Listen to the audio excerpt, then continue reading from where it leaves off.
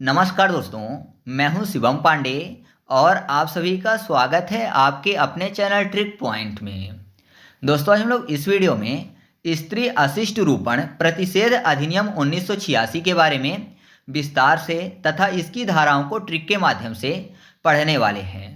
तो आप इस वीडियो को शुरू से अंत तक जरूर देखिएगा, जिससे आपको सभी चीज़ें अच्छे से समझ में आ सकें। तो देरी ना करते हुए चलिए इस वीडियो को शुरू करते हैं। स्त्री अशिष्ट रूपण प्रतिषेध अधिनियम 1986। यह अधिनियम समाज में महिलाओं की गरिमा को बढ़ाने के लिए उनके सम्मान की रक्षा करने के लिए लाया गया है। इसे मीडिया और विज्ञापनों में महिलाओं के अशिष्ट चित्रण को रोकने के लिए भी बनाया गया है। स्त्री अशिष्ट रूपण प्रतिषेध अधिनियम 1986 जो है, इसको पारित किया गया 23 दिसंबर 1986 को और लागू किया गया 2 अक्टूबर 1987 में। इसमें अगर भाग की बात करें तो इसमें भाग की संख्या 0 है, यानी एक भी भाग नहीं है। और इसमें जो कुल धाराओं की संख्या है वह है 10 और इसका जो उद्देश्य है वो समाज में महिलाओं के सम्मान और गरिमा को बढ़ाना है। तो ये कुछ महत्वपूर्ण फैक्ट हैं जो कि एग्जाम में सीधे पूछ लिए जाते हैं, तो आप इनको याद रखिएगा। अब हम लोग स्त्री अशिष्ट रूपण प्रतिषेध अधिनियम 1986 से संबंधित जो महत्वपूर्ण धाराएं हैं उनको एक एक करके ट्रिक के माध्यम से याद कर लेते हैं। तो सबसे पहले बात कर लेते हैं धारा 1 की। तो सभी अधिनियम की तरह धारा 1 में संक्षिप्त नाम, विस्तार और प्रारंभ होना वर्णित है। ठीक वैसे ही धारा 2 में हमेशा परिभाषाओं का उल्लेख किया जाता है, तो इसमें भी परिभाषाओं का उल्लेख किया गया है, जिसके अंतर्गत धारा 2A में विज्ञापन की परिभाषा की बात कही गई है। मतलब किसी भी माध्यम से लोगों तक जानकारी पहुंचाना क्या कहलाता है? विज्ञापन कहलाता है। तो विज्ञापन की परिभाषा धारा 2A में कही गई है, जिसका उदाहरण क्या है? तो पत्र, सूचना, दृश्य, लाइट या लेबल आदि। धारा 2B में वितरण की परिभाषा की बात कही गई है, तो वितरण किसी भी वस्तु या अन्य लोगों तक निःशुल्क पहुंचाना है। धारा 2C में स्त्री अशिष्ट की परिभाषा रखी गई है और धारा 2D में लेबल की परिभाषा रखी गई है। किसी पैकेट के ऊपर चिपकाए या दिखाई गई वस्तु को क्या बोलते हैं? लेबल बोलते हैं। तो उसकी परिभाषा धारा 2D में रखी गई है। तो सभी अधिनियम में ऐसा ही होता है। धारा 1 में संक्षिप्त नाम, विस्तार और प्रारंभ की बात कही जाती है और धारा 2 में परिभाषाओं की बात कही जाती है। तो इनको ट्रिक से याद करवाने की जरूरत नहीं है। इसके बाद हम लोग बात कर लेते हैं धारा 3 की। तो इसमें स्त्री का अशिष्ट रूपण, जिसमें शरीर, रूप का अभद्र या अपमानजनक फोटो या चित्रण की बात कही गई है। तो करने वाले विज्ञापनों पर रोक लगाने की बात धारा 3 में कही गई है, यानी स्त्री का जो अशिष्ट रूपण है उसको करने वाले विज्ञापनों पर रोक की बात धारा 3 में कही गई है। तो स्त्री का अशिष्ट रूपण में क्या आता है कि ना प्रदर्शित करना, ना बनाना, ना चिपकाना, ना संपादित करना। तो ये जो चीज़ें हैं ये नहीं की जाएंगी। ठीक है, इस पर रोक धारा 3 के अंतर्गत लगाई गई है। तो ऐसा मानिए कि स्त्री का जो तन है, शरीर है, वो नहीं दिखाया गया है ना। यह कहा गया है धारा 3 में कि स्त्री का जो तन है वो नहीं दिखाया जाएगा। ये गलत है। अगर दिखाएंगे तो दंड का प्रावधान है। तो तन से 3 हो जाएगा। तो आप ऐसे धारा 3 को याद रख सकते हो। फिर अगला है धारा 4, जिसमें महिलाओं का अशिष्ट रूपण या चित्रण करने वाली पुस्तकों या पुस्तिकाओं आदि के प्रकाशन या डाक द्वारा भेजने पर प्रतिषेध की बात कही गई है। तो यहाँ पर इसको कैसे याद रखेंगे? यहाँ पर डाक शब्द ले लेते हैं, तो डाक को डाकू कर लेते हैं। तो डाकू से पहले एक शब्द और जोड़ते हैं, चोर डाकू बोलते हैं। चोर से 4 याद हो जाएगा। तो धारा 4 में किसकी बात कही गई है? तो महिलाओं का अशिष्ट रूपण या चित्रण करने वाली पुस्तकाओं आदि के प्रकाशन या डाक द्वारा भेजने पर प्रतिषेध की बात कही गई है। इसमें कुछ अपवाद भी हैं, जैसे कि धार्मिक चित्रण, शैक्षणिक चित्रण और सांस्कृतिक चित्रण जो है इसको इसमें अपराध के रूप में शामिल नहीं किया गया है। फिर अगला है धारा 5, जिसमें अशिष्ट चित्रण करने वाले विज्ञापनों, सामग्री आदि की तलाशी राजपत्रित अधिकारी द्वारा की जा सकती है।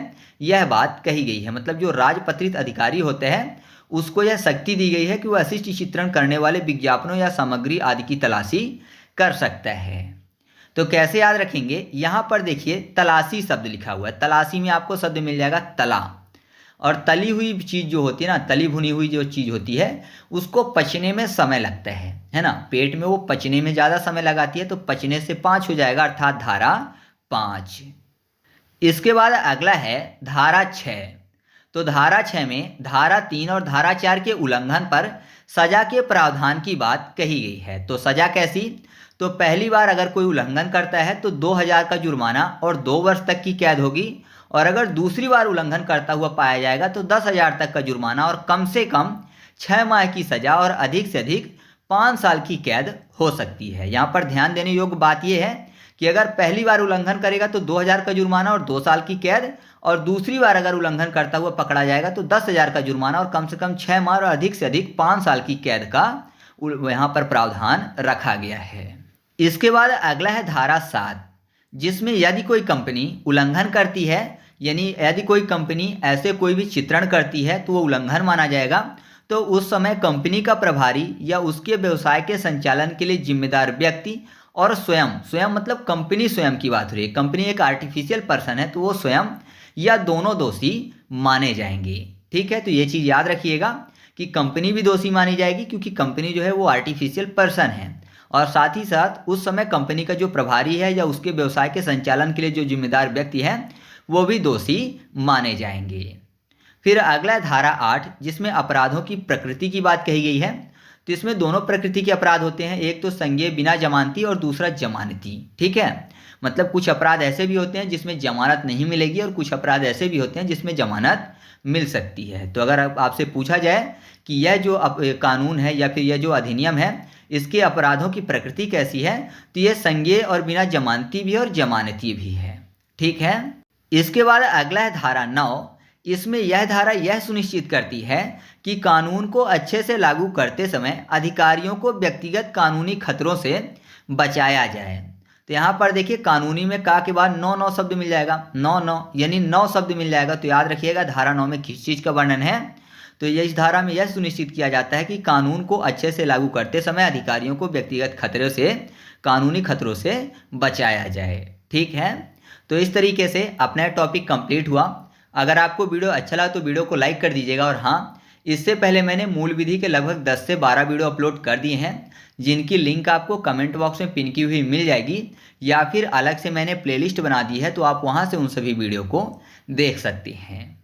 उसके अलावा यूपीजी के ट्रिक की भी मैंने अलग से एक प्लेलिस्ट बना दी है जिसमें लगभग 25 से 30 वीडियो अपलोड हैं, तो आप उस प्लेलिस्ट को भी देख लीजिएगा क्योंकि वो प्लेलिस्ट भी आपके लिए काफ़ी ज़्यादा महत्वपूर्ण है। तो वीडियो अच्छी लगी तो वीडियो को लाइक कर दीजिए, और अगर चैनल पर पहली बार आए हैं तो चैनल को सब्सक्राइब करके बेल आइकन जरूर दबा लीजिए जिससे आपको आगे आने वाली वीडियो के नोटिफिकेशन मिल सके। उसके अलावा मेरे द्वारा यूट्यूब पर अपलोड की गई कोई भी वीडियो, चाहे वह मूल विधि की हो, इंडियन ज्योग्राफी की हो, स्पोर्ट्स की हो या फिर आर्ट एंड कल्चर की हो, कोई भी वीडियो हो, कोई भी सीरीज हो, अगर आप उसकी फ्री में PDF चाहते हैं तो टेलीग्राम पर जाकर सर्च करिएगा ट्रिक पॉइंट और चैनल को ज्वाइन कर लीजिएगा। वहाँ पर आपको पुरानी सभी वीडियो मिल जाएंगी और जो नई लेटेस्ट वीडियो अपलोड हो रही हैं उनकी भी PDF आपको फ्री में मिल जाएगी। तो चलिए मिलते हैं अगले वीडियो में, तब तक के लिए जय हिंद।